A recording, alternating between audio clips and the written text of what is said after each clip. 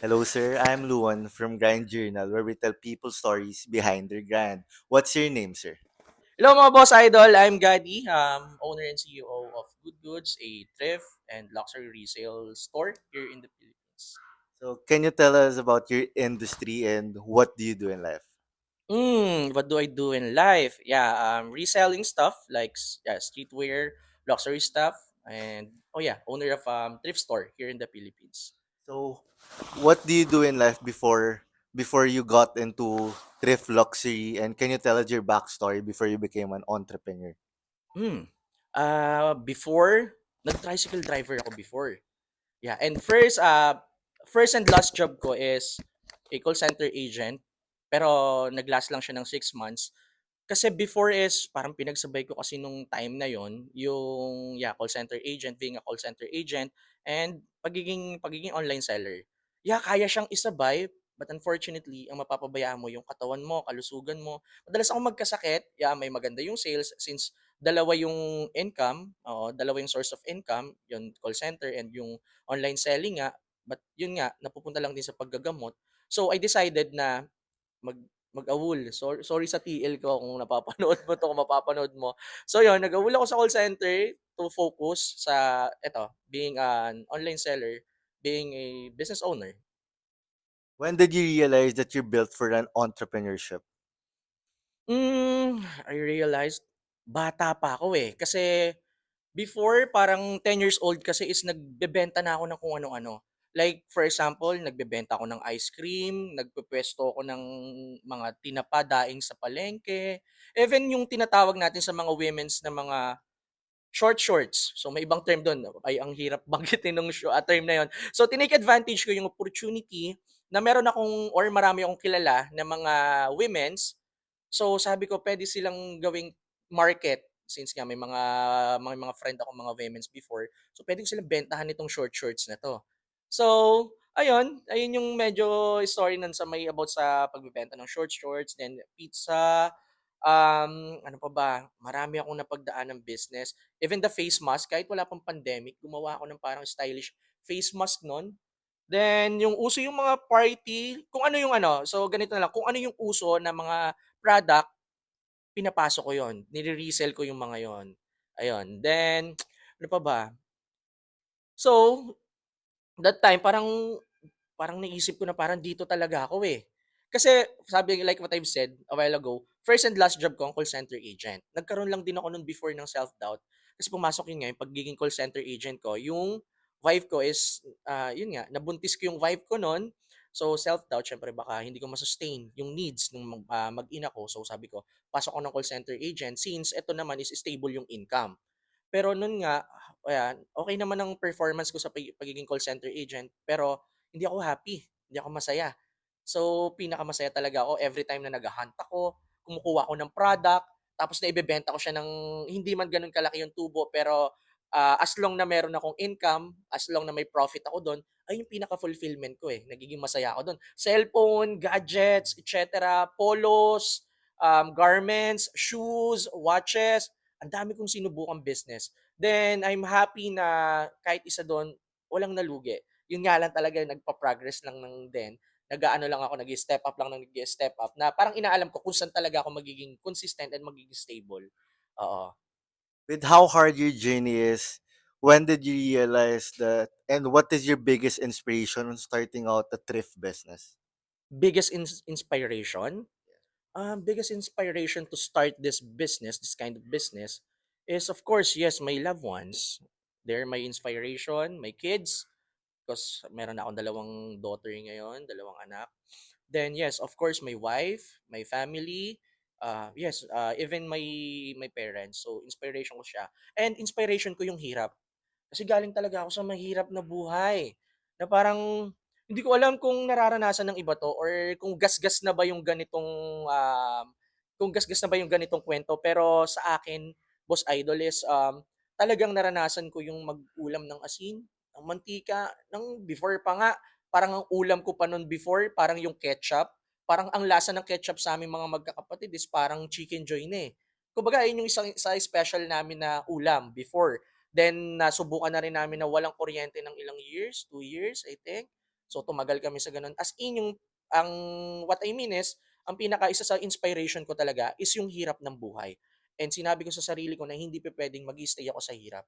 Talagang mag-strive ako, susumikap ako para hindi ko maranasan 'to at na magiging pamilya ko, asawa ko, ng mga anak ko. Kasi mahirap talaga maging mahirap, I swear. So ayun yung pinaka naging inspiration ko. Then siyempre yun nga, yung mga loved ones ko. So Mhm. how do you keep on going? Grabe, rags to riches ka. Rags to riches, hindi pa ako riches. Hindi, I mean sige, keep going, yun yung ano ka, yung dreams ko, yung mga pangarap ko talaga yung nag-strive sa akin para mag-continue. Then yun nga, yung mga loved ones ko, paano ko ba sasabihin 'to? I'm a family-centered man. Family-centered ako na tao and, panganay din kasi ako, eh, breadwinner din ako, eh. So, kaya parang kailangan kong maging matatag, kailangan kong i-continue kahit mahirap. So, ayun yung mga nagtutulak sa akin to continue this journey, to continue this thing, yeah. So Mm. what is the lowest moment of your business and of your career, and how were you able to overcome it? Lowest, like, what do you mean the Yeah, yung struggles? biggest problem ng business mo and how are you able to overcome it? Okay. Biggest problem sa tingin ko, hmm, medyo wala akong masyadong na-encounter na biggest, na yun talaga yung parang mamomroblema ako ng todo. Siguro ano na lang, sometimes, lack of, fund, pagka gano'n. Since, parang all out ako, eh. I mean, yes, tama naman na ano, marami nagsasabi na hindi mo laging kailangan i-all out. Yes, hindi naman sinasabing 'pag all out is all out talaga. What I mean is talagang 'pag nag-ano ako, naglabas ako ng capital talagang 7 digits, gano'n. So, sometimes 'pag may mga gusto na akong product ulit na kukunin is lack of fund na parang nanghihinayang na ako. "Paano ba 'yan, hindi ko na makukuha 'yan, ganito, ganyan, kasi malaki na yung nilabas ko na fund for this para ma-fund 'tong ganitong product, ganito." So, paano ko na-overcome? Ang ginawa ko is binalance ko. Kasi before, parang sanay lang din ako na marami akong stock sa store, ang magaganda, nakikita ko yung mga stock. Then nagkaroon din ng chance na parang hindi na ako nakapag-focus sa sales. Alam mo yon, yung parang, I mean, kuha ka ng kuha, so, tapos hindi ka naman nakakapagbenta ng focus. So ang ginawa ko, binalance ko na lang siya. Like for example, pagkuha ko, binebenta ko agad para yung fund nga ma-sustain ko ta's para makapag-flip na makapag-flip. Ayun yung naging sa ngayon parang ayun yung pinaka-biggest struggle ko, then also the time.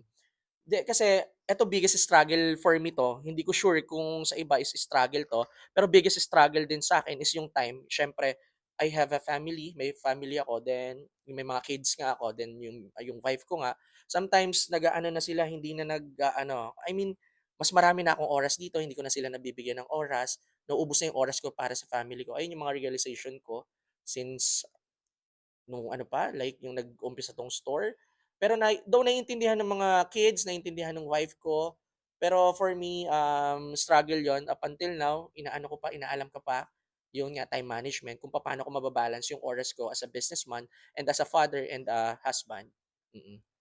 Grabe, sobrang balance tsaka madami ring nai-inspire ka na tao dahil sa pagbe-business mo Mm. at sa pagvo-vlog mo. So sa tingin mo, meron ba talagang pera sa ukay? Um, Ano 'to, controversial 'tong tanong na 'to, baka may magalit sa akin pero hindi, kailangan nating i-share 'to mga boss idol, So, kung may makakapanood nito at magagalit sa sasabihin ko, I'm so sorry pero hindi lang tayo ang nagugutom sa mundo. Maraming mga taong nagugutom, maraming mga tao ang kailangan ng opportunity, mga ganitong klase ng opportunity. So, hindi ko siya ige-gatekeep, mga boss idol. So, yes, meron. Malaki ang pera sa ukay-ukay. As in, kumbaga never before, parang hindi ko siya, um, tinignan or parang hindi ko siya expected na may ganito kalaki. Sabi ko nga yung earnings or yung cash na nakukuha ko from ukay-ukay, sabi ko, "Parang napapanalunan lang 'to sa mga game show, ah." Yung parang gano'n. Pero sa akin, sa pag-uukay ko, nakukuha ko siya. So, as in malaki talaga. So, yung mga nag-uukay-ukay diyan, huwag niyo nang i-gatekeep. Kailangan natin magtulungan. Lahat tayo, nag-start tayo as a student, may mga nagturo sa atin mag-ukay, lahat tayo. Hindi tayo ang nag-umpisa ng ukay-ukay, hindi tayo ang nag-start ng ukay-ukay. So please, maging ano na lang tayo, maging mapagbigay na lang tayo sa bawat isa sa atin kasi hindi naman sa atin lang ang ukay-ukay, mga boss idol. So lahat 'yan puwedeng mag-start ng ukay-ukay as long na kaya mong tagalan, 'di ba? Gano'n. Kung kaya mo maging consistent, kung mahal mo talaga ang pag-uukay, kung gusto mo subukan, yes, you can do it. Pero hindi naman din sa dine-discourage ko sila, boss idol.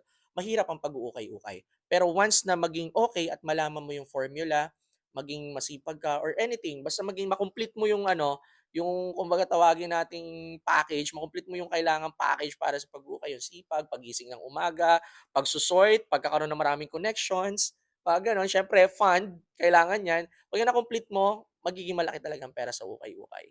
So when did you realize that this is a million peso business? When did I realize? Siguro nung siyempre na-realize ko siya nung medyo maganda na yung earnings, yung parang nag-e-earn na ako ng mga six digits a month. So possible pala 'to, I'm not expecting talaga. Never kong inexpect na magiging man, paano 'to? Sige, sige. I'm not expecting, hindi ko in-expect na magiging milyonaryo ako sa sa pag-uukay-ukay. As in, I'm not expecting that. Parang sabi ko nga parang madidedo ako ng hindi ako makakahawak ng millions, eh. Pero yung ukay-ukay ang nagbigay sa akin nun. Then kailan ko na-realize ko siya nung nag-e-earn na ako ng six digits. Sometimes a month, gano'n.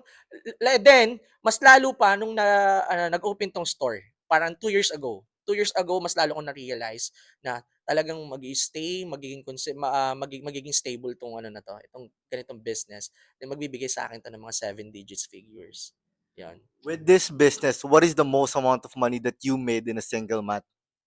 Single month.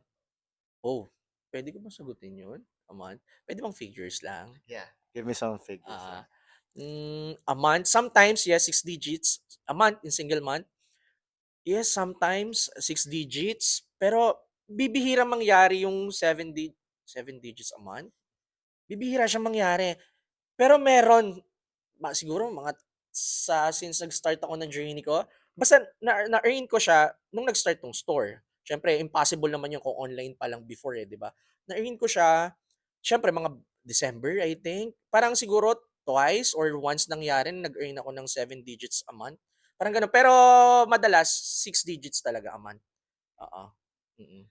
With the success that you have right now, sa tingin mo ano yung biggest factor? Is it the life experience or the school is the biggest teacher with your business? Magandang question 'yan, Maraming debate about dito, eh, kung diploma o diskarte. I mean ako, college graduate ako. So, sa mga hindi nakakaalam, may diploma rin ako, mga boss idol. Yun nga lang hindi ko kinuha yung course ko, hindi ko kinuha yung um yes, malaking factor. Alam mo kung bakit? Hindi lang yes, sasabihin natin makakatulong ba 'yan, kasi mga ganito, eh, may mga nagsasabi na makakatulong ba yung pag-aano-ano, yung pagkukuwenta, yung mga ginagawa natin sa math, yung mga gano'n, yung parang typical na questions, makakatulong ba yun? So, paano mo sasabihin na makakatulong? Hindi yun, eh, actually it's not about that, yung mga tinuturo. Yung tinuturo nung behavior mo, yung 'pag nasa school ka siyempre yung mga behavior mo sa school ay yung makakapagturo sa'yo sa 'pag nag-business ka. Behavior, then attitude, yung pagiging disiplinado mo, ayun yung magtuturo. Eh, dun mo lang magagawa sa school yun, eh. Bawal kang ma-late, bawal kang maging maingay sa loob ng classroom. So ayun, para sa akin, ayun yung naituro sa akin ng pag-school. Yung mga ganong tapos ayun yung nadala ko dito sa pagbe-business. Oo. So ayun, kumbaga for me, kung if you will ask me, hindi man totally malaking factor ang pagkakaroon ng ayun nga, college degree, na nakapag-school ka, hindi man gano'n kalaki pero may factor pa rin yung pagkakaroon ng pag-school, yeah. Then life, yes, siyempre galing na rin sa buhay. Kumbaga dalawa 'yan, from, life experiences and from schooling, 'yan, gano'n. So what made you a millionaire is school plus the life experience. So with your success right now, what is your definition of success?